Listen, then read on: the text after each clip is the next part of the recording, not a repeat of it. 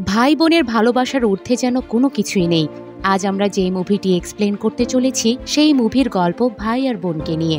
নিশ্চিত করে বলতে পারি এই গল্প আপনাকে ইমোশনাল করেই ছাড়বে, সাথে উপলব্ধি করতে পারবেন যুদ্ধের ভয়াবহতা কতটা গভীর। তাহলে আর কথা না বাড়িয়ে বিখ্যাত animation movie grave of fireflies এর এক্সপ্লেনেশন শুরু করা যাক। গল্পের শুরুতেই জাপানের এক রেলওয়ে স্টেশনে এক অসুস্থ মানুষকে কারো জন্য অপেক্ষা করতে দেখা যায়। সেই স্টেশনে অনেক মানুষ যাতায়াত করলেও ওই অসুস্থ মানুষটাকে সবাই দেখেও যেন না দেখার মতো চলে যায়। পরিস্থিতি এমন যেন সেখানে কিছুই হয়নি। এর মধ্যেই অসুস্থ মানুষটি মাটিতে লুটিয়ে পড়ে। তখন স্টেশনের পরিচ্ছন্নতা কর্মী সেই মানুষকে দেখে বলে, আরও একজন গেল, অর্থাৎ অসুস্থ মানুষটি মারা গিয়েছে। আবার পরিচ্ছন্নতা কর্মীর কথাতে বোঝা যায় স্টেশনে মানুষ মরা যেন নিত্যদিনের ঘটনা হয়ে গিয়েছে। এতে পরিচ্ছন্নতা কর্মীরাও যেন অভ্যস্ত, যার কারণে ব্যাপারটা তাদের কাছে একদম স্বাভাবিক। সেই মৃত মানুষের কাছে পরিচ্ছন্ন কর্মীরা একটা টিনের কৌটা পায়, যে কৌটা জঙ্গলে ফেলে দিলে জঙ্গল থেকে জোনাকিরা উঠতে থাকে। দেখানো হয় এক কল্পনার জগৎ। সেই জগতে উপস্থিত হয় সেতসুকো, যার ভাই সেইটাই কিনা স্টেশনে অপেক্ষারত অবস্থায় মারা গিয়েছে।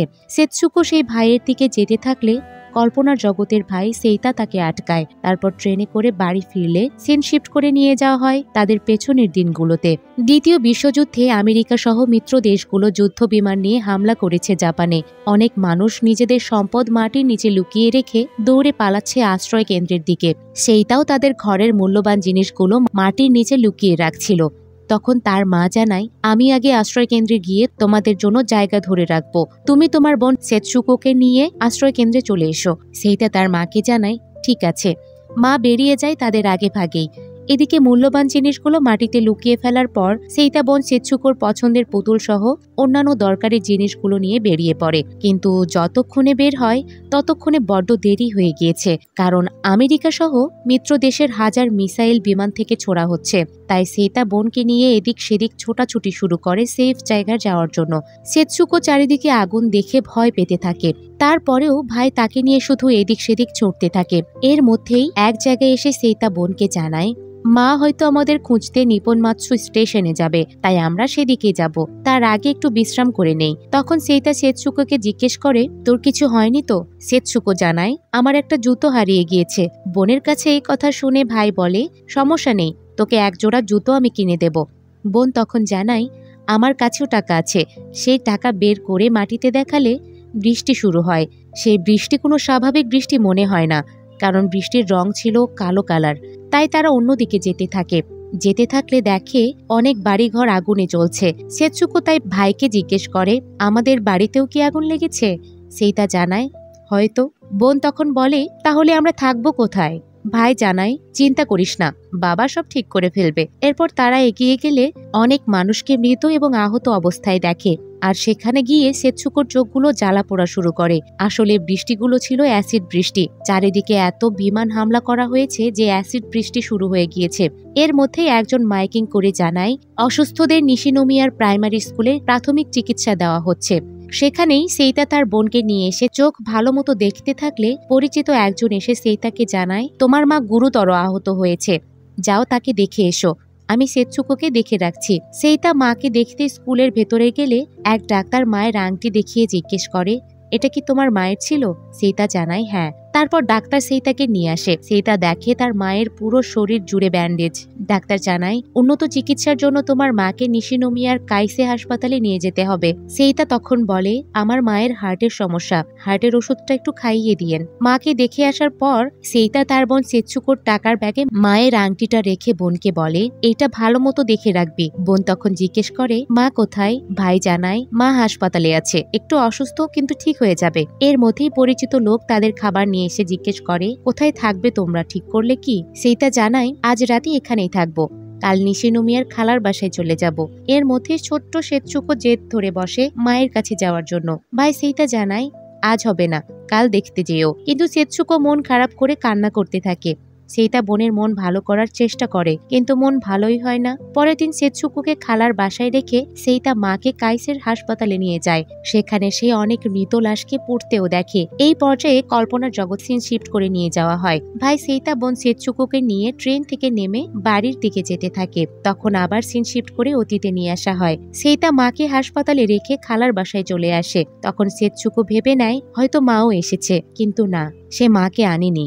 সেইটা খালার বাসায় আসলে খালাও জিজ্ঞেস করে, তোমার মা এখন কেমন আছে, হাসপাতালে কি নিয়ে গিয়েছো? চুপচাপে থাকে সেইটা। তখন খালা আবার বলে, তোমার বাবা তো নেভিতে আছে, ঠিকই তোমাদের মালামাল ট্রাকে করে নিয়ে আসবে। সেদিন রাতে সেতসুকো মায়ের আংটিটা বের করে জিজ্ঞেস করে, এটা কি মা আমাকে একেবারে দিয়ে দিয়েছে? এটা কি এখন আমার? সেইতা বলে, আংটিটা খুব যত্ন করে রাখিস। পরের দিন সেইতা তার বাড়িতে আসে। এসে দেখে সব ধ্বংসস্তূপে পরিণত হয়েছে। সেই ধ্বংসস্তূপের মধ্যেই মাটি খুঁড়ে বের করে মাটিতে লুকিয়ে রাখা জিনিসগুলো, যেখানে ছিল সেতসুকোর প্রিয় চকলেটের কৌটাও। সেগুলো নিয়ে খালার বাসায় ফেরার পথে একটা পানির ট্যাপে মুখ ধুয়ে ফ্রেশও হয়ে নেয় সেইতা। এর মধ্যেই সেতসুকো তার খালার মেয়ের সাথে বাসায় ফিরে ভাইকে জানায়, আপু আজকে আমাকে একটা জুতা কিনে দিয়েছে। সেই জুতো পরে সে খুশিতে আত্মহারা হয়ে ওঠে। এর মধ্যেই ভাই বোন একসাথে মজা করে গোসলও করে। রাতে সেইটা সেতসুকোকে নিয়ে বাইরে বের হয়। বাইরে বের হলে সেতসুকো অনেক জোনাকি দেখে খুশি হয়। সেই খুশি আরো দ্বিগুণ বেড়ে যায় যখন ভাই তাকে তার প্রিয় চকলেটটা দেয়। পরের দিন খালা সেইতাকে জিজ্ঞেস করে,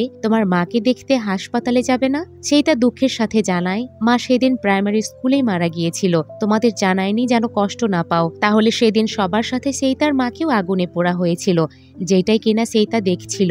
সেদিন খালা আবার সেইতাকে জিজ্ঞেস করে, স্কুলে যাবে না?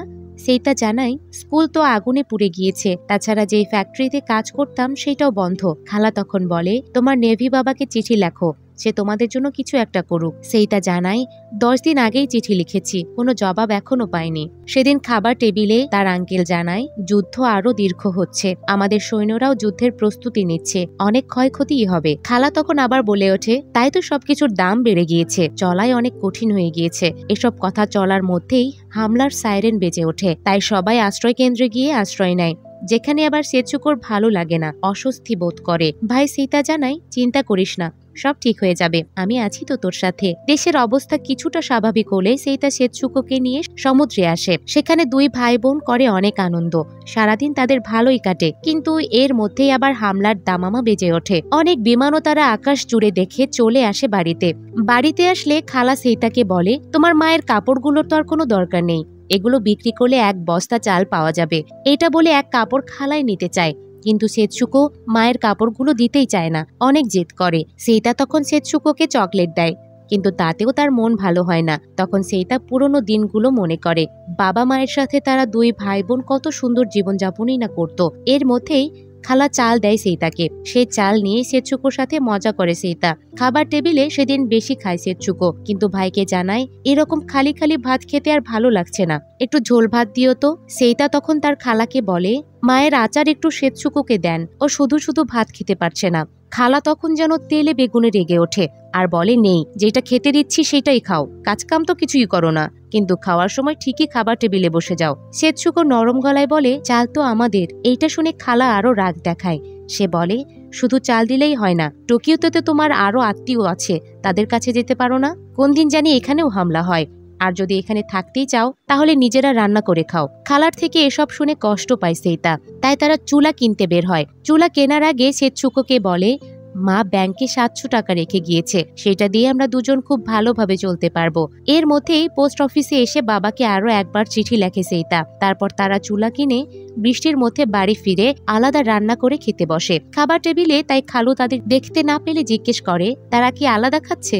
খালা জানায়, হ্যাঁ। ওইদিকে সেইতা এবং সেতসুকো খাবার যেমন ইচ্ছে তেমন ভাবে মজা করে খায়। পরের দিন বাইরে বের হলে আবার মন খারাপ করে সেতসুকো, তাই তাকে পুরো চকলেটের কৌটাই দিয়ে দেয় সেইতা। কৌটা ঝাঁকিয়ে সেতসুকো দেখে সেরকম একটা নেই, এজন্য কান্না করে বসে। তাই ভাই সবগুলো চকলেট করে দেয়, কিন্তু সেতসুকো শুধু একটাই খায়। সারাদিনে সব চকলেট শেষ হলে রাতে সেইতা সেই চকলেটের কৌটাতে পানি তুলে ঝাঁকিয়ে একটা কাপে করে সেতসুকোকে খেতে দেয়। সেও খায় আর বলে, অনেক টেস্টি, ভারী মজা। রাতে তারা ঘুমিয়ে পড়লে চিৎকার করতে থাকে খালা, কারণ তারা খেয়ে প্লেটগুলো ধুয়ে রাখেনি। এর মধ্যেই সেচুকো মায়ের জন্য কান্না করে উঠলে সেটা নিয়েও বেশ কথা শোনায় খালা। তাই সেই রাতে সেইতা বোনকে নিয়ে বের হয় জোনাকি দেখানোর জন্য, কিন্তু বের হলে হামলার সংবাদ পেয়ে পালিয়ে যেতে থাকে এদিক সেদিক। পরের দিন সেচুকো আর খালার বাসায় যেতে চায় না।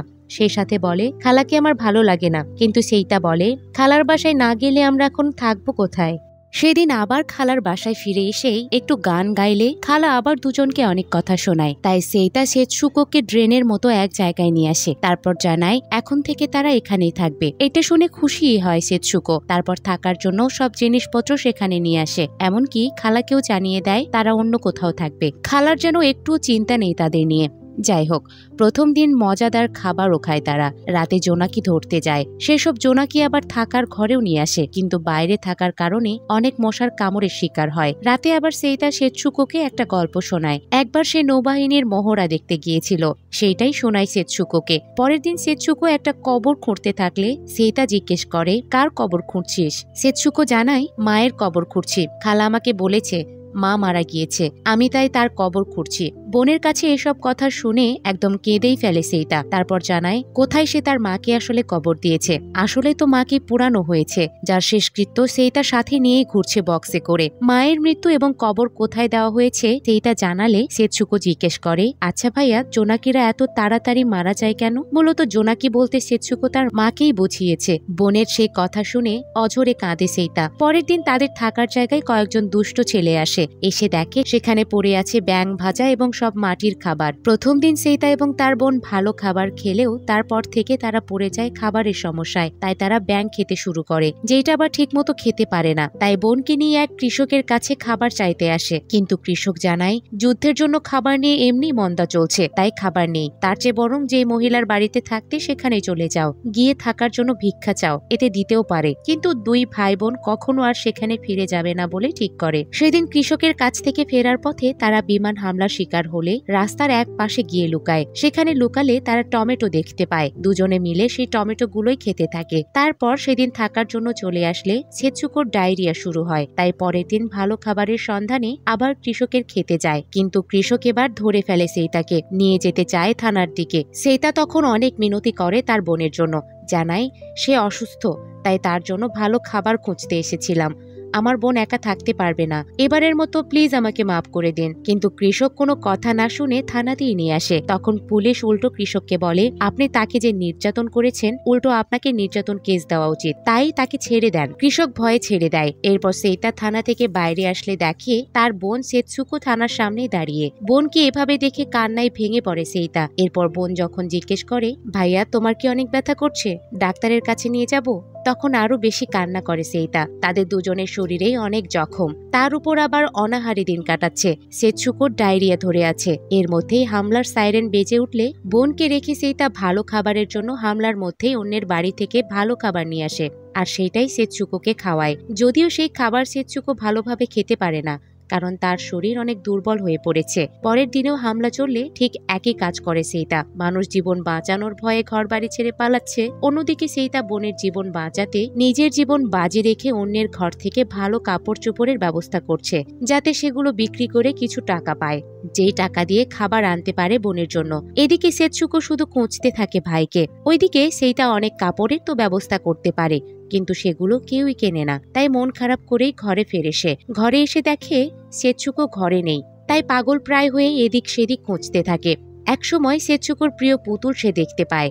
তার পাশে অজ্ঞান অবস্থায় সে তার বোনকে দেখে আর একদম স্তব্ধ হয়ে যায়। কিন্তু একটু পর সেচুকো আলতো করে ভাইয়া ডাকলে যেন প্রাণ ফিরে পায় সেইটা। তারপর বোনকে নিয়ে আসে ডাক্তারের কাছে।